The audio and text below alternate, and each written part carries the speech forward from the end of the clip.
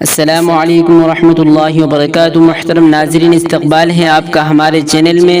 سن 1952 میں دن دہاڑے جس طرح بابری مسجد کو شہید کر دیا گیا تھا، اسی طرح کی ایک اور افسوسناک خبر اتر پردیش سے کھل کر آ رہی ہے۔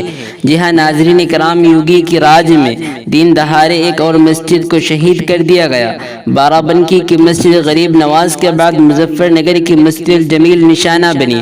مسجد کی شہادت پولیس والوں کی کھلی ہوئی لاقانونیت ہے، اس پر مسلم لا بورڈ نے دیا ہے بڑا بیان۔ ناظرین کرام، مسجد غیر قانونی نہیں تھی، ہمارے پاس تمام کاغذات موجود ہیں۔ یوپی چناؤ کے پیش نظر مندر مسجد کے ذریعے عوام کو تقسیم کر کے ناکامی چھپانے کی سازش کی جا رہی ہے۔ جی ہاں ناظرین کرام، بارہ بنکی میں 100 سالہ قدیم مسجد غریب نواز کو غیر قانونی بتا کر شہید کرنے کے بعد اب پھر سے اتر پردیش انتظامیہ نے مظفر نگر کے کھتولی میں مسجد الجمیل کو شہید کر دیا گیا۔ مقامی لوگوں کا یہ دعویٰ ہے کہ یہ مسجد وقف بورڈ کی ہے، پولیس نے سرکاری زمین پر غیر قانونی قرار دے کر شہید کر دیا۔ مسجد اور مندر کا معاملہ اٹھایا جا رہا ہے، مسلمانوں میں خوف و دہشت پیدا کرنے اور انہیں کمتری کا احساس کا شکار کرنے کے لیے مسجد کو شہید کرا گیا۔